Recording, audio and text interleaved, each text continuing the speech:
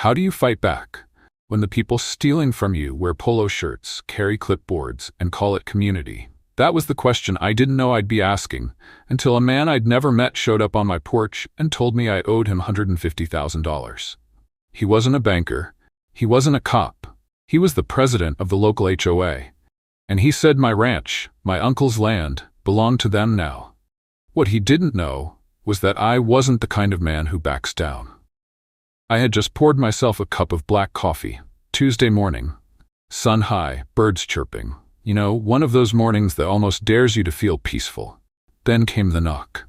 A man I'd never seen before stormed up the steps of the porch like he owned the place. Golf shirt, khakis, red face like he'd run a mile in anger. In his hand, a binder as thick as a phone book. "You Eli Bennett?" he barked, not even waiting for an answer. I set my coffee down slowly. "Yeah. Who are you?" He slapped the binder on the porch railing. "I'm Clay Weston, president of the Spring Hollow Homeowners Association. You owe us $152,480 in back dues, penalties, and legal assessments." I blinked, thought maybe I was dreaming. "Excuse me?" "You heard me," he said, flipping through the binder like he was starring in some budget courtroom show. "This ranch falls under Spring Hollow jurisdiction. Your uncle didn't pay dues for 12 years. Now it's your problem." My jaw tightened. "This ranch doesn't belong to any HOA. There's no gate, no welcome sign, no tennis courts. It's 50 acres of pine trees and fences that need fixing." Clay smiled, the kind of smile people wear when they think you're dumb. "You've got 30 days. After that, we place a lien. And once the lien hits, we have the right to enforce full community compliance, whether you like it or not." Then just like that, he turned and walked off. Got into a black SUV with an HOA logo on the door and disappeared down the long gravel driveway. I stood there holding a warm mug and 1,000 questions. Who was this man? And what game was he playing?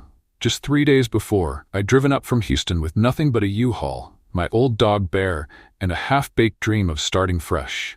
Uncle Ray's will left me everything. The ranch, the house, the land. He was my mom's older brother. Kind, stubborn, lived alone his whole life. Took me riding when I was a kid, taught me how to shoot a bow, fix a fence. He'd passed away quietly. Heart stopped one night out by the barn. He never mentioned an HOA. Not once. And Uncle Ray, he was the kind of man who would have told you if you owed $10, let alone 6 figures. I figured maybe it was a mistake. So I got in the truck and drove into the little town at the base of the mountain, place called Wayfield. Only one gas station, a diner, and a general store run by a woman named Marge. Gray hair, sharp tongue, and a memory like an elephant. I walked in, picked up a soda, and said casually, "You ever hear of the Spring Hollow HOA trying to collect from this land?" Marge looked up from the register, laughed. "You're Ray's nephew, ain't ya?" I nodded. She leaned over the counter. "That land, Carter's Ridge, ain't ever been part of Spring Hollow. Your uncle made damn sure of it, fought them off in court a decade ago. Got the boundary line sealed by the county." I felt my stomach twist. "So this Clay guy? Clay Weston," she spat, "snake in khakis, always had big plans to turn these hills into golf courses and wine bars. Ray stood in his way, wouldn't sell, wouldn't bow. And now he thinks I will." She narrowed her eyes. "Looks like it. But if you're Ray's blood, you won't roll over either." Back at the ranch, I dug through every box Uncle Ray had kept in the attic. Tax returns, land deeds, letters from the HOA, court rulings. And sure enough, there it was, a court document, stamped and signed, clearly stating Carter's Ridge was not under HOA authority. I made copies, filed them in a clean binder, highlighted the relevant sections. Thought I was ready to end it all with one letter. But that night, while studying the land survey maps, I noticed something strange, a new line, drawn in pencil. And that line included Carter's Ridge inside Spring Hollow. The map was dated just 2 weeks ago. Someone had doctored it. The next morning, I woke up to the sound of drills and hammers. I looked out the window and froze. At the base of my half-mile driveway, a crew was installing a massive wooden sign. "Welcome to Spring Hollow Estates, a proud HOA community." I threw on boots, ran down barefoot, heart pounding. "Who told you to put that here?" I yelled. One of the workers shrugged. "Permit came from Clay Weston, said this road belongs to the association now." I stared at the sign. This wasn't a mistake. This was a takeover. I stood there, staring at that brand new sign drilled into the edge of my driveway like it had always belonged. The bold letters glared back at me. Spring Hollow Estates, a proud HOA community. It was like they were mocking me. I walked back up the dirt road with Bear trotting beside me, heart pounding hard enough to shake my ribs. I didn't bother making coffee that morning. Instead, I grabbed the binder I'd built the night before, the one with court rulings, survey maps, letters, and threw it in the front seat of my truck. 20 minutes later, I parked outside a polished glass building tucked between a dry cleaner's and a sandwich shop. A silver plaque on the door read Spring Hollow HOA Administrative Office. Inside, it smelled like citrus cleaner and artificial power. And there he was, Clay Weston, sitting behind a mahogany desk like some corporate king. The HOA logo was stitched into his blazer this time. He looked up and smiled like I was a child wandering into the wrong room. Well, he said, rising to his feet. Mr. Bennett, I take it you've seen our welcome sign. I dropped the binder on his desk. And this is the proof that what you're doing is illegal. He didn't even blink, just flipped through the binder like it was a restaurant menu. Yes, your uncle was persistent, but unfortunately, things have changed. Spring Hollow's charter was restructured last year. With the updated zoning grid, Carter's Ridge now falls within our boundaries. My fists clenched. That's not how property law works. You can't just redraw lines and declare someone part of your HOA like it's a monopoly board. He leaned forward, that smug smile never leaving his face. The new map has already been submitted to the county, and while it's pending approval, we're within our rights to request dues, compliance, and full integration. Integration? I repeated, baffled. Standard protocol, he said smoothly. You'll need to paint your barn in regulation colors, remove any livestock within 20 feet of the perimeter fencing, and keep your dog indoors after 7 p.m. It's all in the bylaws. I almost laughed. You've lost your damn mind. Clay shrugged. It's just business, Mr. Bennett. If you don't like the terms, you're always free to sell. In fact, I know a developer already interested. And there it was, the real reason behind the sign. The fake dues. The fake maps. This wasn't about lawn care or community spirit. This was about control. Land. Profit. They wanted Carter's Ridge, and they figured I was an easier mark than Uncle Ray. But they were wrong. That evening, I called Marge at the general store, told her what was happening. She listened without interrupting, then said, "You need to find Frank Hollis. He's the old surveyor who helped your uncle keep the land out of the HOA mess years ago. Lives past the ridge now, doesn't trust phones, so you better go in person." The next morning, I drove through winding back roads until I found a small weather-worn cabin nestled behind a wall of pine. A wind chime rattled lazily from the porch. A green truck sat rusting in the weeds. I knocked. An old man answered. Flannel shirt, suspenders, cap low over sharp eyes. "You Ray's boy?" "Nephew," I said. "Eli Bennett." He stepped aside. "Come in. I figured they'd come after you next." Inside, the cabin smelled of pipe tobacco and cedar. Rolled maps leaned against every wall. Court documents, land deeds, and zoning codes were spread across a massive wooden table. "I've still got the originals," Frank said, handing me a worn folder. "Survey lines, plat maps, county stamps, Ray 1 in 13. There's no way that land is part of Spring Hollow." "Can I get copies?" "Better. I'll sign an affidavit. I drew those lines myself. The county has the records. Clay Weston's playing dirty." I felt a rare flood of relief. For the first time in days, something felt solid. Then came another knock. Frank raised an eyebrow. "You expecting anyone?" I shook my head. He opened the door. Two men stood outside in black jackets, one holding a clipboard, the other a video camera. "Mr. Bennett," the one with the camera said, recording, "you are now being documented for non-compliance and unauthorized land consultation under HOA Code 7, Section 4. "You've got to be kidding me," I said. Frank stepped forward with a fire in his eyes. "I've been surveying this land since before your HOA had a fax machine. You want to accuse me of something, son? You better come with a badge and a warrant." The man kept recording, but he looked rattled. I pulled out my phone and started filming too. "Good," I said. "Let's all get this on tape, because this is harassment, and I've got the documents to prove it." After a tense silence, the men exchanged glances. The cameraman lowered his hand. "You'll need to file a formal appeal with the HOA." "We will," I said. But first, you're going to get off his property. Now. They backed off, their tires kicking up dust as they disappeared into the trees. As I stood in Frank's doorway, leather folder in my hands, heart still pounding, I realized something. They weren't just pushing paper. They were watching me, following me, trying to intimidate me. I was no longer dealing with neighborhood politics. This was a siege, and I'd just begun to fight back. By the time I got back to the ranch, Bear was already growling. It was just after sundown, and the first thing I saw was a black SUV, Clay Weston's, parked halfway down my driveway. But it wasn't empty. There he was, standing in my field. Next to him, a woman in a navy blazer holding a clipboard and pointing at my barn. They were laughing. I parked fast and walked toward them with clenched fists. "What do you think you're doing?" Clay turned around casually, like I was interrupting a friendly barbecue.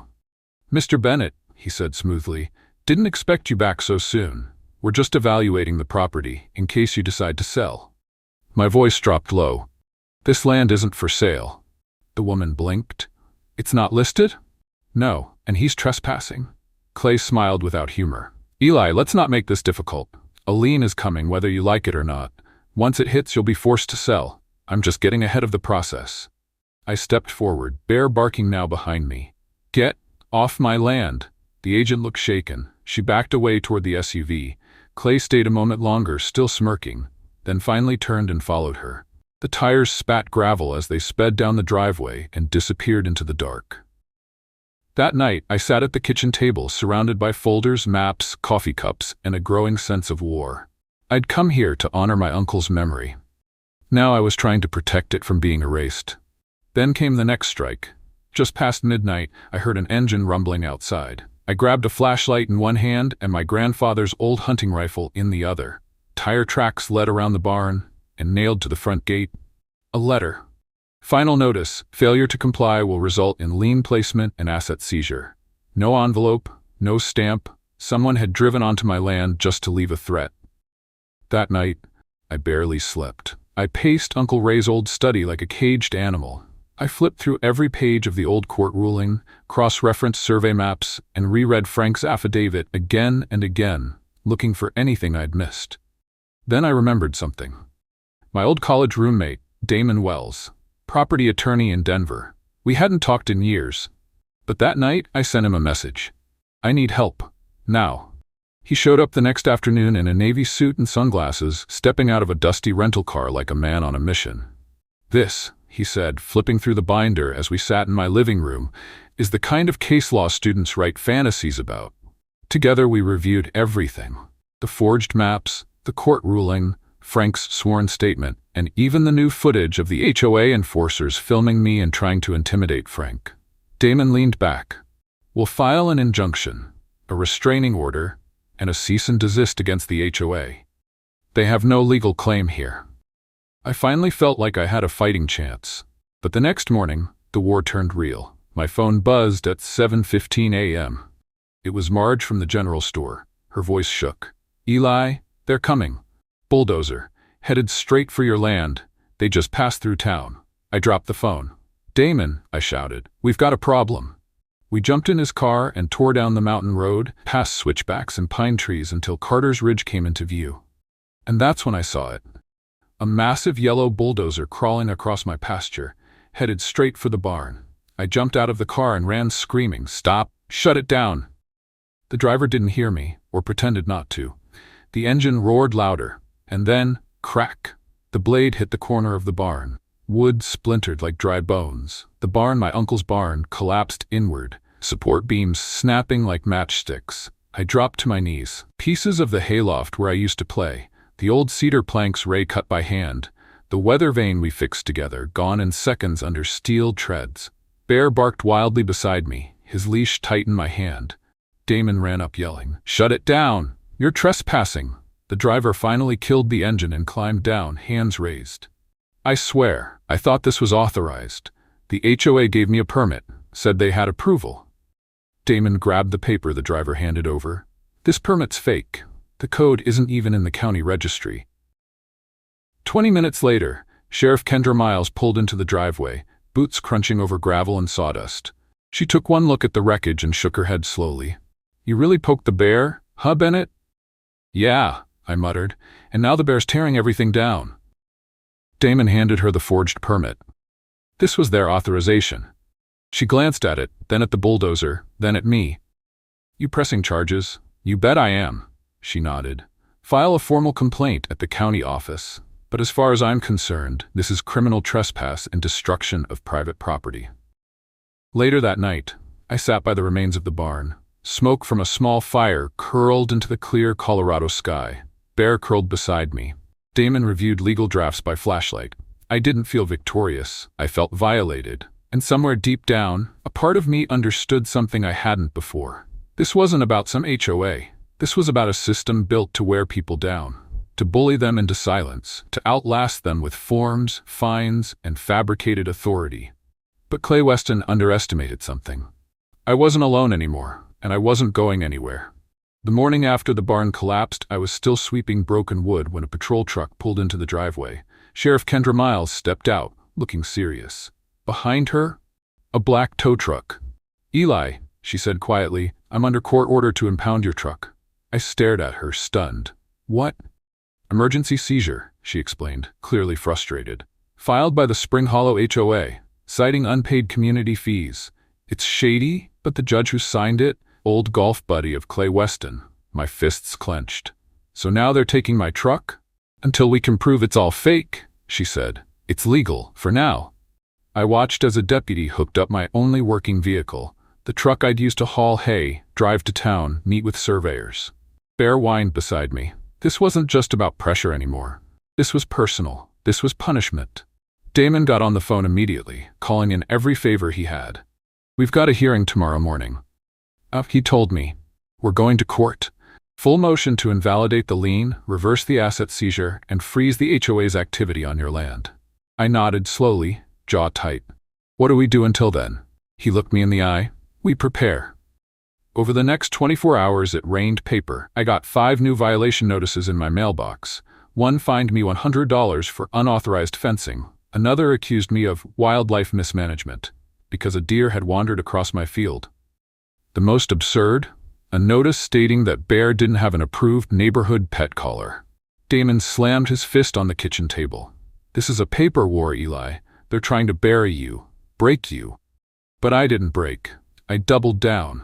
We copied everything, every map, letter, affidavit, and permit, highlighted every legal boundary line, every clause, every ruling. We built a binder the size of a microwave. And when we walked into the county courthouse the next morning, we weren't alone. Emma, the zoning clerk Marge had connected us with, met us at the steps. "I've reviewed their zoning request," she said. "Clay submitted it without public notice. I'm flagging it." Inside the courtroom, Clay Weston stood in his usual blazer, still smiling like he already won. He even winked at me. But that smile faded fast. Because when court came to order, Damon stood like a blade. He laid it all out. The original court ruling that excluded Carter's Ridge from HOA jurisdiction. The forged survey maps, complete with side-by-side comparisons. Frank Hollis's notarized affidavit. Video footage of Clay's men trespassing. The fake permit that led to the barn's destruction. The illegal lien and the truck seizure. When he finished, the judge took off her glasses, stared directly at Clay, and said, "This document," she held up the permit, "is a forgery." Clay rose. "Your Honor, I was told." "You filed a lien," she interrupted coldly, "based on a fraudulent zoning map not approved by the county planning board." "But the map is under review." "The map is invalid." She turned to me. "Mr. Bennett, the lien is hereby void. Your vehicle will be returned today. Effective immediately, I'm issuing a restraining order against the Spring Hollow HOA. No member or representative may contact you or approach your property until a full investigation is complete." I let out a breath I didn't realize I'd been holding for days. Finally, someone saw the truth. Outside the courthouse, the sunlight felt warmer. Marge was waiting on the courthouse steps with Bear, who wore a new collar, a shiny brass tag that read, "Carter's Ridge, #1 dog." He jumped into my arms, tail wagging like a helicopter blade. We'd won. Not everything, not the whole war. But this battle? This round? It was ours. But Clay wasn't finished. The very next day, I received a glossy brochure in the mail. On the front, Spring Hollow Estates, Phase 3 coming soon. Right in the center of the mock-up was my ranch, Carter's Ridge. renamed Harmony Hills, paved roads where the creek used to run, a tennis court where the barn had stood. He hadn't stopped. He was still pushing the fantasy, selling it to investors, betting on the public to ignore the details. "This is fraud," Damon said. "We need to go public." And that's when the idea clicked. We wouldn't just fight this in court. We'd fight it everywhere. That night I sent an email to the Denver Gazette reporter who had called earlier, told him everything, sent him photos, documents, maps, videos, even the broken barn. The headline the next day, HOA Tyranny in the Rockies, how a quiet rancher took on a land grab. The story blew up. Thousands of shares, comments, phone calls, and just like that, people started showing up. Not just neighbors, ranchers, veterans, retirees, families who'd lost land to HOAs before. They came with signs, with stories, with offers to help rebuild, and they stood at my gate when Clay Weston tried to return with a new open house for potential investors. This time, he didn't even get out of the car. Sheriff Miles stood at the edge of the driveway, restraining order in hand. "Not today, Clay." He drove off without a word. The smirk was gone. So was the power. Because now, he wasn't just dealing with one rancher, he was dealing with all of us. The morning after the crowd turned Clay Weston away at the gate, I sat on the porch with Bear at my feet and coffee in my hands. It was the first cup I'd had in weeks that didn't taste like fire. Out in the pasture, sunlight cut across the wreckage of the barn, still broken, still raw. But something had changed. It didn't feel like defeat anymore. It felt like a scar. And scars mean survival. That week, trucks started rolling in. Not from developers, from neighbors. People I'd never met brought lumber, tools, paint. A retired builder named Hank volunteered to lead the crew. A couple from 3 towns over offered to donate beams from an old barn they were tearing down. Marge sent lunch every day. Sheriff Miles stopped by to make sure no one from the HOA showed up. And Frank Hollis, the surveyor who helped stop it all, stood in the field one afternoon with his cane planted firmly in the dirt, watching the new frame rise with a quiet pride. We weren't just rebuilding a structure, we were rebuilding a line, a boundary. Not on paper, but in spirit. A place where greed stopped and grit began. On the day we raised the final beam, someone handed me a wooden sign, burned into it with careful strokes. Carter's Ridge, Est 1984. I hung it right where the old one used to be. I didn't cry, but I stood there a long time. A few days later, I got word from Damon. The county board had officially dismissed Clay's appeal. The fake zoning changes were void, the brochure had been pulled, the developers were gone. Carter's Ridge was now marked on the official maps as private, protected, and exempt. Clay Weston, he was under investigation by the state's attorney general. Fraud, forgery, trespass, conspiracy. He hadn't just lost, he'd exposed himself. And the HOA? Their reputation was in ruins, because people had seen what happened. They read the story, watched the interviews, and they weren't going to forget it. But for me, the victory wasn't about headlines, it was about something smaller. Quieter. The mailbox. The one at the foot of the driveway. For the first time since I arrived, there was no threat inside. Just a postcard. From someone in Arizona. "Thank you," it said. "We lost our farm to an HOA last year. Watching you fight gave us peace. Some nights now I sit out on the porch, Bear snoring beside me, stars overhead. The barn's frame casts long shadows. The air smells like pine and earth and fresh-cut wood. And I remember what this fight was really about. Not just boundaries, or bylaws, or even justice. It was about legacy, about standing your ground when someone with a polished smile and a fake permit tries to take what generations built with calloused hands. It was about showing that decency still matters, that truth can win, that one man, standing firm, can hold the line for everyone else behind it. So if you're watching this now, if someone's trying to take what's yours, your land, your voice, your place, don't go quiet, don't give in. Find your people, gather your truth, and make your stand. Because sometimes all it takes to stop a storm is one ridge that refuses to move. If you've ever had someone try to take what's yours through lies, power, or pressure, comment 1 below. You're not alone. If you believe land, family, and truth are still worth standing up for, comment 2. Let others know we still care. And if you want to hear more real stories like this, subscribe. Not for drama, but for decency. Because out here, sometimes the quiet ones fight the loudest.